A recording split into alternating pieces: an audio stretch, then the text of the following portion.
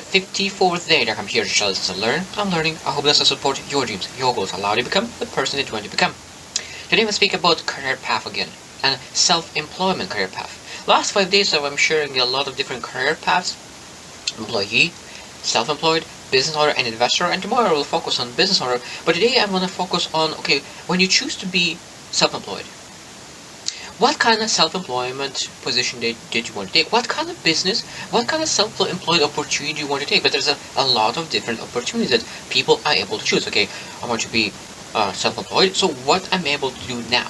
What kind of career path are you able to choose when you decide to be self-employed person?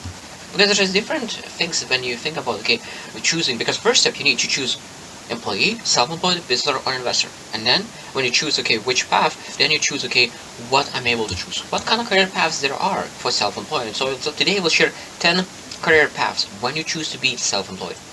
So number 1 is entrepreneurship.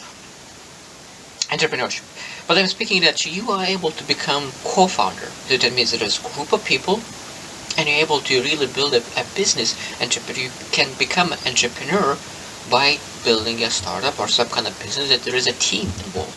And of course what it does, it allows you to really be part of something big, part of something meaningful, and at the same time create something new and have a really big upside. Because when you think about all the most successful people, of course they have some kind of businesses. And when you really want to build a business, most time is the best to start from self-employment, because the biggest change between self-employment and business is that when you're a business owner, you're able to travel 6 months, come back and business is running. While you're still self-employed, you are building a business, you're an entrepreneur, but you're still fully engaged in the business and you're not able to leave. So that is a huge distinguish when you think about business. So that means that when you start entrepreneurship, a lot of times you're working towards becoming a business owner, but at the same time, for a short period of time, you'll be a self-employed. Number two is freelancing. There's so many different freelancing opportunities: writing, creating something. There's so many, it's Fiverr, Upwork. There's so many people, just regular jobs. They're able to do any kind of job as a freelancer, as a contractor. So that means if you have a skill, that means that you're able to really be able to support someone with that skill, because you have specialized skill that you're able to sell as a freelancer. And of course that gives you a lot of flexibility, and a lot of times even a little bit more income, because you're not tied to work 9 to 5, but you're able to find the different kind of clients that you're able to work on your time. Number 3 is consulting. And consulting really came up in the last 10 years because really people spend a lot of time realizing that consulting is a very good thing to do, because when you are struggling and you're struggling to figure out the problem, now you need to find a consultant in that area that has expertise. So that means when you think about becoming consulting, then that means you're able to leverage your expertise. And what kind of expertise do you have? How much time do you allocate to build that skill? Because if you want to be a consultant, you need to allocate your time in specific thing that you're able to build the skill set necessary to become consultant, that other people really ask you to help them to solve their problems. Number 4 is franchise ownership. A lot of times people really love established brands and proven business. Established brands and proven business is the main reason why people really choose a franchise. Now, one thing that is difficult with franchise is that most people do not have enough capital to start franchise business, because sometimes you need to invest $200,000, $400,000 and above to really buy that franchise, buy the opportunity to build that franchise. But at the same time, it gives a lot of flexibility, but you need to have capital to start it. Number 5 is solo entrepreneurship. So first one was entrepreneurship. This is solo entrepreneurship. That means that you by yourself want to start a business.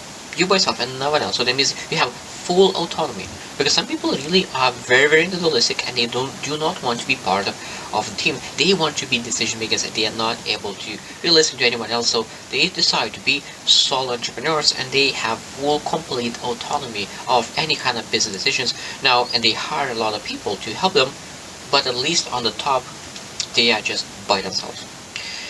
Number 6 is create digital products. Create digital products could be a lot of different things. It could be music, it could be art, it could be so many different things that could be sold online.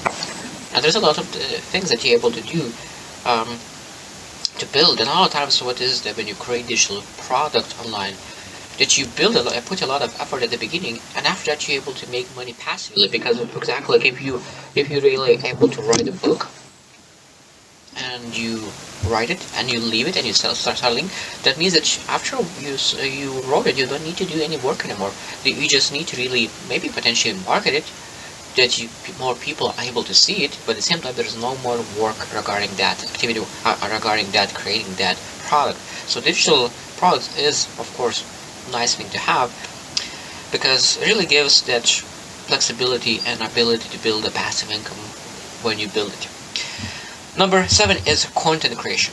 Content creation. That means that you need to have that passion for creative expression. You need to have that passion to express your thoughts, express your emotions, express anything that you really want to share. That means there are so many different content creation. It could be blog, it could be podcast, it could be YouTube, TikTok, Instagram, you name it. There are so many different ways that you're able to create content that people could really consume. And there's a lot of different ways to monetize content creation. And of course, there is a lot of times people choose to pursue this kind of career path because this allows them to share their knowledge, but at the same time, they're able to monetize their knowledge on specific thing.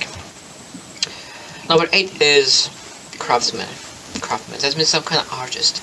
That means that they have hands-on activities. They really want to create something beautiful in a small business. They able to really go to in-person events. They selling their creations. It could be paintings. It could be like some kind of creations from glass. Any kind of things that people really want to create with their hands. And it's a beautiful thing. Like, not everyone is able to do that. I could never do that. I really could never imagine myself being a craftsman who really creates a lot of great things with hands. But there's a lot of people who love to do that.